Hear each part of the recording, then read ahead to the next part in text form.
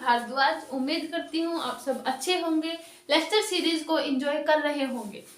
Previous video lecture में हमने देखा था gravitational field and gravitational field intensity, जिसमें हमने इंटेंसिटी का एक फॉर्मूला बताया था, that is I is equal to F by M. ठीक है, I is equal to F by हमने इंटेंसिटी का फॉर्मूला बताया था। आज की वीडियो लेक्चर में हम करेंगे दैट इज ग्रेविटेशनल पोटेंशियल। अब देखो, जब हमने इलेक्ट्रोस्टैटिक और जो मैग्नेटोस्टैटिक जब हमने की थी, तब हमने देखा था कि इलेक्ट्रोस्टैटिक में हमारे पास इलेक्ट्रोस्टैटिक पोटेंशियल भी आता था, है ना। इलेक्ट्रोस्टैटिक पोटेंशियल में हमने देखा था कि पोटेंशियल हमारा क्या होता है, अगर मान लिया हमारे पास कोई सोर्स, चार्ज का कोई सोर्स है मतलब, है ना, और वहां से कोई यूनिट चार्ज को लाने के लिए जब हम जितना वर्क डन करते थे वो हमारा पोटेंशियल होता था। और हमने देखा था कि हमारा जो पोटेंशियल होता था V जो हमारा ये होता था F बाय वर्क डन जो होता था F बाय Q होता था, क्योंकि उस केस में V is equal to W by Q, sorry V is equal to W by Q होता था, है ना। पोटेंशियल वो हमारा इलेक्ट्रोस्टैटिक के केस में होता था, क्योंकि हम उसमें चार्ज लेकर चलते थे। लेकिन यहाँ पे हम कंसिडर कर रहे हैं ग्रेविटेशनल पोटेंशियल, यानी हम यहाँ पे Q की चार्ज की जगह पे क्या कंसिडर करेंगे, दैट इज मास, है ना। तो ग्रेविटेशनल पोटेंशियल क्या होता है, देखो, amount of work done to bring a mass, unit mass to a gravitational influence of the source mass from infinity is called gravitational potential. इसको हम जूल पर केजी जो है यूनिट इसकी लिखते हैं, ठीक है। अब देखो, इसका मतलब क्या हुआ, इसका मतलब क्या है कि हमारे पास कोई एक क्या है सोर्स ग्रेविटेशनल, जो कि मास का सोर्स है, ठीक है। यहाँ पे मान लिया ये वाला कोई हमारे पास बहुत सारे इसमें मासेज हैं, ठीक है। यहाँ पे कोई इन्फिनिटी पे हमारे पास एक यूनिट मास रखा है। इन्फिनिटी मतलब इनके बीच में इनफाइनाइट डिस्टेंस है। इन्फिनिटी हमें पता है, इन्फिनिटी डिस्टेंस एक इमेजिनरी ही होता है। अगर हम किसी वैल्यू, अगर मान लिया किसी ऑब्जेक्ट की जो है साइज बहुत बड़ा हो और उसके कंपैरिजन में अगर कोई ऑब्जेक्ट बहुत दूर रखी हो तो उसको हम इन्फिनिटी ही मानते हैं। बेसिकली इमेजिनरी पॉइंट, इमेजिनरी हम इसको बोलते हैं, लेकिन रियल में इमेजिनरी इनफाइनाइट होता नहीं है। इसका हम ऐसा बोल सकते हैं कि ये इनफाइनाइट डिस्टेंस पे रखा है, ठीक है, इनके बीच में इनफाइनाइट डिस्टेंस है, ठीक है। अब इस जो ये यूनिट मास है, इसको हम देखो, इसका मतलब, इसका जो ये मतलब है ना, gravitational influence of the source mass from infinity, यानी हमें पता है यहाँ पे ग्रेविटेशनल फील्ड है चारों तरफ, जैसा कि हमने ग्रेविटेशनल फील्ड और ग्रेविटेशनल फील्ड इंटेंसिटी किया था, इसके चारों तरफ ग्रेविटेशनल फील्ड है। ये कोई बहुत दूर हमारा यूनिट मास रखा है, इस पॉइंट को यहाँ तक लाने के लिए जितना हमें वर्क डन करना पड़ेगा वो हमारा होता है दैट इज ग्रेविटेशनल पोटेंशियल। क्योंकि इसके इन्फ्लुएंस में लाने के लिए, क्योंकि ये यूनिट मास बहुत दूर है, इसके ऊपर कोई भी, हम बोल सकते हैं कोई भी इफेक्टिव मतलब इलेक्ट्रिक फील्ड नहीं है, सॉरी ग्रेविटेशनल फील्ड नहीं है, यानी ये इसके ऊपर अपना कोई भी फील्ड जो है क्रिएट नहीं कर रहा है, इसके ऊपर कोई भी फील्ड नहीं है। तो इसको हम इसके फील्ड में लाने के लिए जो वर्क डन करते हैं वही हमारा होता है ग्रेविटेशनल पोटेंशियल। जैसा कि हमने इलेक्ट्रोस्टैटिक में किया था कि इलेक्ट्रिक पोटेंशियल क्या होता है, एक इन्फिनिटी पे रखे चार्ज को उस सोर्स चार्ज तक लाने के लिए जितना हमें वर्क डन करना पड़ता है, वही हमारा ग्रेविटेशनल पोटेंशियल होता है। कि इन्फ्लुएंस, इस सोर्स मास के इन्फ्लुएंस में लाने के लिए इन्फिनिटी से जितना वर्क डन हमें करना पड़ेगा वो होता है हमारा ग्रेविटेशनल पोटेंशियल। इतना क्लियर हुआ। अब हमारे पास इसको जूल पर केजी कैसे लिखते हैं, देखो, क्योंकि हमारे पास जो वर्क डन ये जो पोटेंशियल होता है V इज इक्वल टू, इसको हम W बाय M लिखते हैं। जैसा कि इलेक्ट्रोस्टैटिक में हम रखते थे V is equal to W by Q होता था, वर्क डन बाई Q, यानी किसी इनफाइनाइट पॉइंट्स से पॉइंट को लाने के लिए, इन्फिनिटी से पॉइंट को लाने के लिए जितना वर्क डन हमें करना पड़ेगा, यानी वर्क डन बाय चार्ज लिखते थे। लेकिन हम यहाँ पे क्या लेके आ रहे हैं, मास को इन्फिनिटी से लेकर आ रहे हैं, इसलिए हम यहाँ पे W बाय M लिखेंगे। इसलिए यहाँ पर इसकी जो यूनिट है वो हम जूल पर केजी लिखेंगे, क्योंकि वर्क डन का हमारे पास यूनिट होती है क्या, जूल, और मास की हमारे पास होती है केजी। इतना क्लियर हुआ। ग्रेविटेशनल पोटेंशियल क्या होता है, बिल्कुल वैसे ही है जो हमने इलेक्ट्रोस्टैटिक में किया था कि इलेक्ट्रोस्टैटिक पोटेंशियल क्या होता है, ठीक है। उसके बाद इसकी कुछ कैरेक्टरिस्टिक्स हैं जो कि हम इसका जब फाइनल पोटेंशियल का जो फॉर्मूला निकालेंगे उसमें यूज करेंगे, ठीक है। When object approaches an attractive body, it travels from higher to lower potential. इसका मतलब क्या है, देखो अगर मान लिया ये पॉइंट हमारा यहाँ पे था, बिल्कुल बेसिक है, यहाँ पे था, हम इसको यहाँ तक लाएंगे, वो जो वर्क डन करेगा वो हमारा ग्रेविटेशनल पोटेंशियल होगा। अगर मान लिया देखो शुरू में इसके ऊपर क्या है, क्योंकि ये पॉइंट बहुत दूर है, शुरू में हमें इसके ऊपर बहुत ही ज्यादा क्या करना पड़ेगा, ग्रेविटेशनल पोटेंशियल लगाना पड़ेगा, क्योंकि ये बहुत दूर है। लेकिन जैसे जैसे ही ये इसके सोर्स के फील्ड में आता जाएगा, क्या इसके ऊपर उतनी ही एनर्जी लगानी पड़ेगी जितनी पहले थी? बिल्कुल नहीं। सिर्फ हमें एनर्जी तभी लगानी पड़ेगी जब तक हमारा जो यूनिट मास है वो ग्रेविटेशनल फील्ड के कांटेक्ट में नहीं आ जाता। जैसे ही वो ग्रेविटेशनल इस सोर्स के फील्ड के कांटेक्ट में आएगा, वैसे ही अपने आप ही अट्रैक्ट होता चला जाएगा और हमें पोटेंशियल लगाने की कम जरूरत पड़ेगी, है ना। अब यहीं पे बोला गया है कि body travel from higher to lower करेगी, ठीक है, तो हमारे पास हायर से लोअर करेगी, तो पोटेंशियल उस केस में क्या होता जाएगा, हायर से लोअर होता जाएगा, क्योंकि शुरू में हमें पोटेंशियल ज्यादा देना पड़ेगा, लेकिन जैसे ही फील्ड में ऑब्जेक्ट आती जाएगी तो उस केस में हमारा फील्ड है वो कम होता चला जाएगा। इस लाइन का मतलब समझ आया। सेकंड हमारी कैरेक्टरिस्टिक्स क्या है, और इसके इसी कारण हम इसको क्या लिखते हैं, नेगेटिव ऑफ। देखना हमारे पास जो पोटेंशियल का जो रिलेशन निकल के आएगा ना, वो हमारा नेगेटिव वैल्यू में आएगा। इसका रीजन यही है नेगेटिव वैल्यू में आने का, क्योंकि हमारा जो पोटेंशियल है वो डिक्रीज होता चला जाता है। एक शुरू में हमें बहुत ज्यादा पोटेंशियल देना पड़ेगा, लेकिन जैसे वो फील्ड में आता जाएगा पोटेंशियल डिक्रीज होता चला जाएगा, इसलिए इसकी नेगेटिव वैल्यू आती है। जब हम इसका रिलेशन देखेंगे तब देखना, ठीक है। सेकंड हमारा क्या है, gravitational potential is not affected by, हमें पता है डायरेक्शन से वो इफेक्टेड नहीं होता, इसलिए हमारी एक होती है स्केलर क्वांटिटी, है ना। क्योंकि हमें अगर मान लिया यहाँ पे है तो कोई फर्क नहीं, अगर ये यहाँ पे होता है इस डायरेक्शन में, यहाँ पे होता है इस डायरेक्शन में, तो इस डायरेक्शन पे तो डिपेंड ही नहीं करता ना, तो ये हमारी एक स्केलर क्वांटिटी है, बिल्कुल बेसिक था ये। थर्ड हमारा है at a distance of infinity gravitational potential is maximum and its value is 0। अब इसका मतलब जब हम इसका रिलेशन निकालेंगे तब आपको वहां पे समझ आएगा। हमारे पास पोटेंशियल का जो फॉर्मूला बनता है -gm/r बनेगा, ठीक है। अब ये बोला गया है कि at a distance of infinity, यानी यहाँ पे इस r को अगर हम इनफाइनाइट रखेंगे तो उस केस में हमारे पास पोटेंशियल क्या आएगा, 0। या फिर आपको यहाँ से भी आप देख सकते हैं, देखो अगर मान लिया हमारी at a distance, at a point, मतलब हमारे पास ऑब्जेक्ट क्या है, जो है इंफिनिटी पे रखी है, ठीक है। उस केस में देखो पोटेंशियल तो मैक्सिमम होगा, जो हम अगर, क्योंकि हमें पता है जितना वर्क डन हम लगाएंगे वो तो मैक्सिमम होगा, लेकिन उसके ऊपर जो ये पोटेंशियल है यहाँ से इस रिलेशन से ये क्या बन जाएगा, 0। इतना क्लियर हुआ, तो पोटेंशियल हमारा क्या आ जाएगा, 0। ये हमारी थी कुछ कैरेक्टरिस्टिक्स ग्रेविटेशनल पोटेंशियल की, ठीक है। अब हम इसका जो है प्रूफ करेंगे कि V इज माइनस का gm/r होता कैसे। आप वीडियो को पॉज करके इसके अगर ग्रेविटेशनल पोटेंशियल आता है, पहले आपको इसकी डेफिनेशन लिखनी है, फिर आपको ये कुछ कैरेक्टरिस्टिक्स लिखनी है, क्योंकि इनका यूज हम इसके रिलेशन निकालने में करेंगे, ठीक है। तो मैं इसको रिमूव कर रही हूँ, आप वीडियो को पॉज करके इसको लिख लेना। अब देखो हमारे पास जैसा कि मैंने बताया कि पोटेंशियल हमारा वर्क डन बाय मास होता है ना।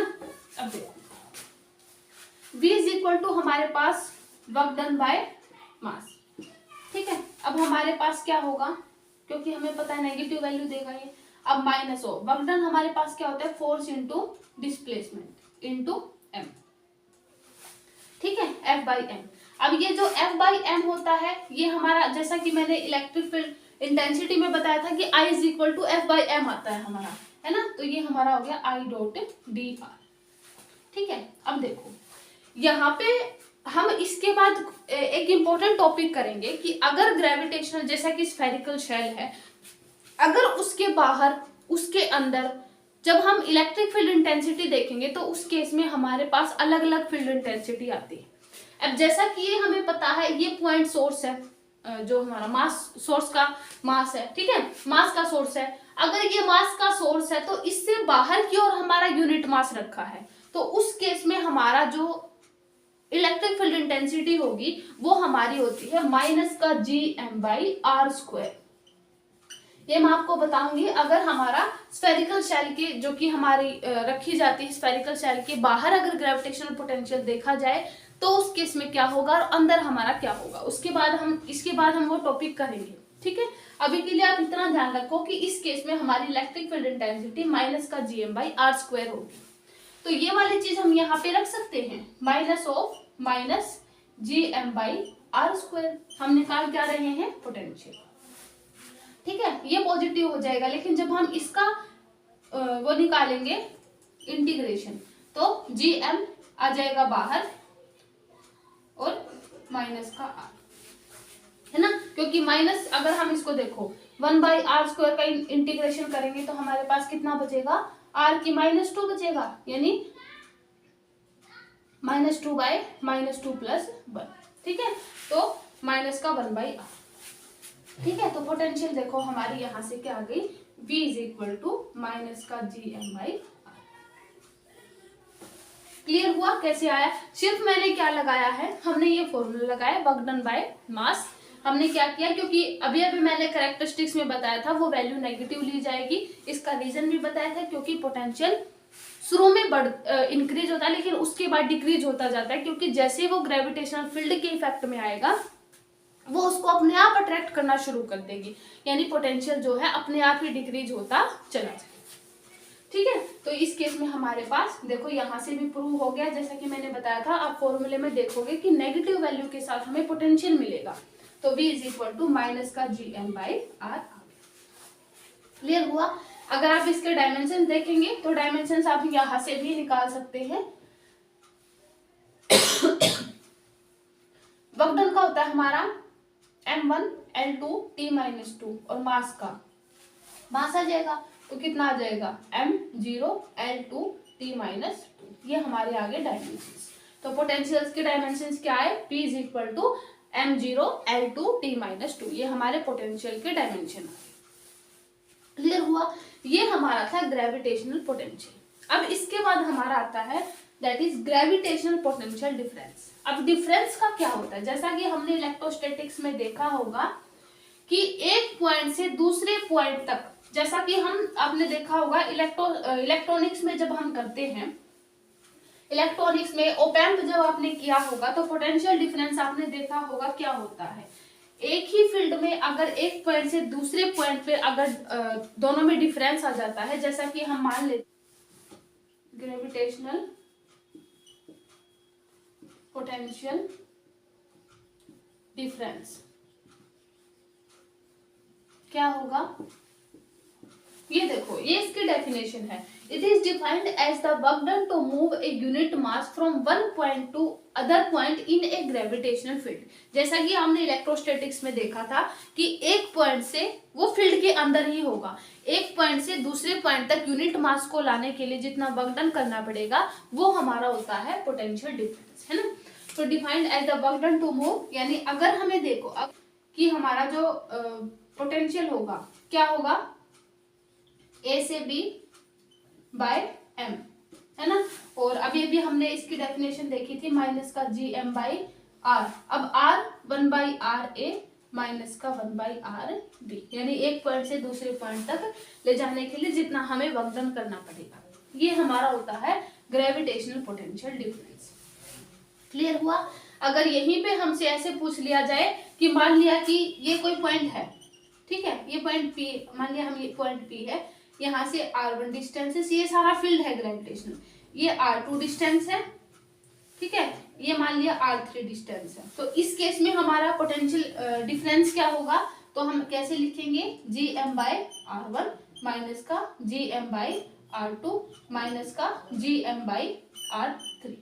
सिर्फ हमें बेसिकली ध्यान इतना रखना है कि हमारे पास जो है डिस्टेंस गिवन होगी। अगर इस पे बेस न्यूमेरिकल, जैसा कि मैंने इलेक्ट्रिक फील्ड और इलेक्ट्रिक फील्ड इंटेंसिटी जब करवाते समय न्यूमेरिकल करवाया था, सिर्फ हमें इन डिस्टेंस अगर गिवन होती है तो इन डिस्टेंस का हमें ध्यान रखना होगा। क्लियर? तो यहाँ पे देखो क्या आ जाएगा, अगर यहाँ पे हम देखेंगे तो माइनस का g और समेशन ऑफ हम ऐसे लिख सकते हैं mi i 1 से लेकर, ठीक है, i इन्फिनिटी तक, क्योंकि बहुत सारे पॉइंट होंगे और नीचे आ जाएगा ri। क्योंकि है ना, क्योंकि हमारे पास मास मास, ठीक है, क्योंकि m1 भी हो सकता है, m2 भी हो सकता है, m3 भी हो सकता है ना, मास तो चेंज हो सकते हैं, ठीक है। तो ये आ जाएगा हमारे पास। तो देखो ये हो गया, ये हमारा हो गया, क्योंकि अगर अलग अलग केस होंगे तो उस केस में हम जो है ग्रेविटेशनल पोटेंशियल डिफरेंस निकाल सकते हैं। अब देखो हमारे पास अभी अभी जो मैंने एक रिलेशन बताया था कि हमारे पास v is equal to minus का i डॉट डी आर आया था, है ना, क्योंकि f बाई एम आया था हमारा, अभी अभी हमने किया है। I is equal to f by M आया था, f बाई हम m को हमने I लिखा था, ठीक है।